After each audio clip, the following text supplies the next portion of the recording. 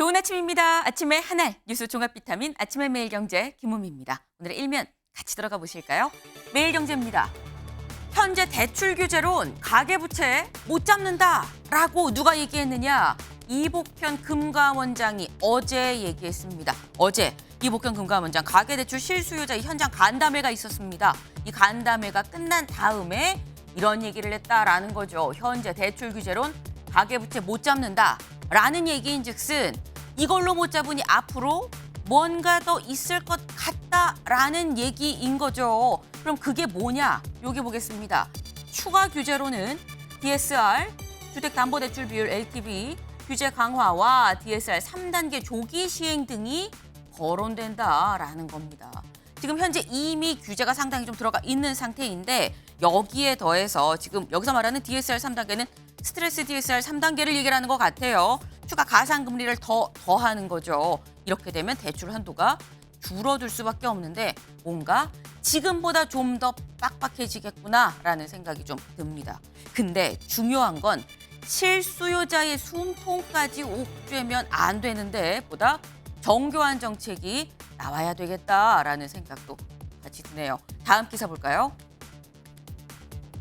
중앙일보입니다. 미국 또 침체 공포, 코스피 2,600선이 붕괴됐다라는 겁니다. 네, 지금 미국에 또다시 R의 공포가 왔다라는 얘기가 나와요. R, 리세션이죠. 경기 침체 공포가 드리워졌다라는 겁니다. 그래서 우리나라도 영향을 받아서 코스피가 어제 2,600선이 붕괴가 됐어요. 코스피만 그러냐? 코스닥도 지금 거의 한 달 만에 가장 큰 폭으로 떨어졌습니다. 지금 미국 시장의 침체 여파가 고스란히 지금 우리 시장으로 오는 건데 그럼 앞으로 미국 시장이 어떻게 대응을 할 거냐라는 건데 일단 미국의 이 기준금리가 빅컷이라고 얘기를 하죠. 0.5%포인트 정도 푹 다운될 가능성이 상당히 높지 않겠냐라는 얘기가 나옵니다. 하지만 빅컷을 하냐 마냐의 여부는 내일 또 미국의 고용보고서가 발표가 돼요. 고용지수가 어떨지에 영향을 받지 않겠냐라는 얘기가 나오고 있네요. 네, 다음 기사 볼까요? 국민일보입니다. 내는 돈 9%에서 13%, 받는 돈 40%에서 42%. 이게 대체 뭐냐? 어제 발표한 정부의 국민연금 개혁안입니다. 네. 어제 정부가 발표한 이 국민연금 개혁안에 따르면 내는 돈은 지금보다 4%포인트 늘어나고요. 하지만 받는 돈은 2% 정도 같이 늘어납니다. 2%포인트 정도 늘어난다라는 거예요. 그래서 이렇게 한다고 하면 여길 볼까요? 국민연금 개혁안에 따른 기금 소진 시기. 기금이 소진된다고 해서 우리가 개혁을 빨리 해야 된다라고 얘기를 한 거죠. 현행으로 하면 이렇게 떨어지죠. 2056년쯤 떨어져요. 네. 근데 이거를 이번에 개혁을 하면 초록색입니다. 파란색.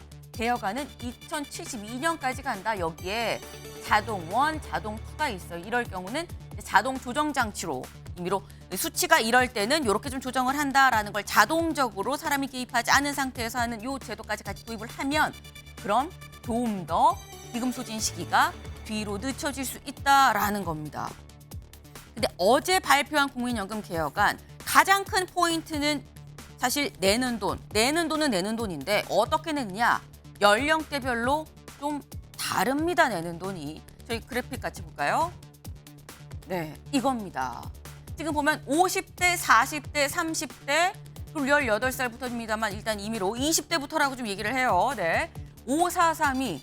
각 연령대별 어떻게 되느냐? 빨간색이 50대죠. 50대는 1년에 1%포인트씩 올라갑니다. 내는 돈이. 연간 인상폭이 1%포인트다. 40대는 이보다 한 절반밖에 안 됩니다. 주황색. 0.5%포인트씩 오른다. 그럼 30대는 0.33%포인트, 20대는 0.25%포인트. 그래서 9%에서 13%까지 내는 돈이 올라가는데 4%이 늘어나는 데 있어서 50대는 4년 걸리고요. 20대는 16년 걸려서 최종 13%에 도달을 한다라는 얘기가 되는 겁니다. 나이대별 차등 인상이다라고 그래서 얘기를 하죠. 근데 많이 나이는 나이대인 중장년층에선 살짝 좀 볼멘 목소리가 나올 수도 있긴 해요. 근데 일단 어제 발표가 됐기 때문에 이 발표안에 대해서 어떤 얘기들이 좀 나오는지 오늘 아마 많은 얘기가 좀 나올 것 같습니다. 얘기가 좀 모아봐야 알 것 같다라는 말씀을 드립니다. 다음 기사 볼까요?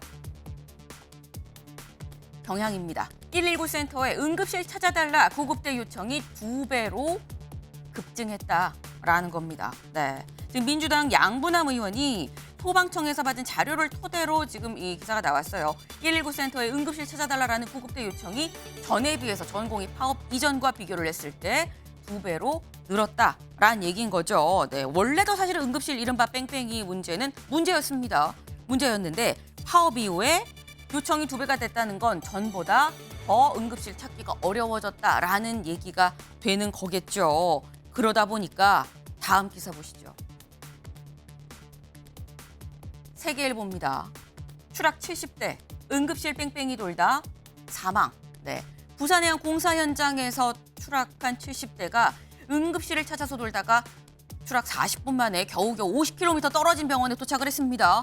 도착을 했는데 그 병원에는 수술을 할 수 있는 의사가 없었던 거예요. 전원할 병원을 알아보던 중에 사고 시점 기준으로 4시간이 지나서 결국 숨지는 안타까운 일이 벌어졌다라는 겁니다. 네. 지금 일단 뭔가 의료 현장이 전공의 파업 전과 후를 비교했을 때 뭔가 그렇게 이전처럼 잘 돌아가지 않는 것 같다라는 느낌은 듭니다. 근데 지금 이런 상황에서 그럼 정치권에선 무슨 얘기가 나오느냐라는 거죠. 다음 기사 보시죠. 동아일보입니다. 대통령실 응급실 의료 붕괴는 거짓말. 2. 의대 증원 등 전면 재검토해야. 대통령실 그리고 이재명 대표의 얘기가 지금 제목으로 뽑았습니다. 대통령실에선 응급의료 문제가 있는 건 아는데 붕괴는 아니다라고 지금 얘기를 하고 있어요. 하지만 이재명 대표는 아니다. 이거 문제가 크니까 심각하니까 다 완전히 재검토해야 됩니다라고 얘기를 하고 있습니다. 문제가 있죠. 네, 요 얘기 잠시 뒤에 제가 대담으로도 살짝 좀 짚어보겠습니다. 다음 사진 기사 같이 볼까요? 네, 다 같이 일렬로 앉아있는 이 모습. 보기만 해도 괜히 마음이 두근두근하는 모습인데 이게 무슨 모습이냐. 어제 이 수능 전 마지막 모의 평가가 있었습니다. 오늘이 꼭 수능 D-70일이죠. 네, 딱 70일 남은 이 수능인데 어제 마지막 모의 평가 얼마나 떨렸을까요? 이 수능을 안 보는 저도 이게 떨리는데, 네, 이 수능을 앞둔 70일 앞둔 학생들은 정말 많이 떨렸을 겁니다. 네, 이 조언을 하나 해주자면 70일 남았는데 모르는 문제 지금부터 하려고 하지 말고요. 컨디션 잘 조절해서 아는 거 잘 쓰고 잘 체크하고 올 수 있도록 컨디션 조절에 좀 힘쓰는 게 어떨까라는 말씀을 좀 드립니다. 화이팅을 좀 외쳐봅니다. 아침에 매일경제 뉴스 종합 비타민 언제나처럼 TV로 좀 크게 보시다가요. 궁금한 점 유튜브 댓글로 남겨주시면 같이 좀 얘기를 해보겠습니다. 오늘 함께해 주실 분들 소개합니다. 안녕하세요.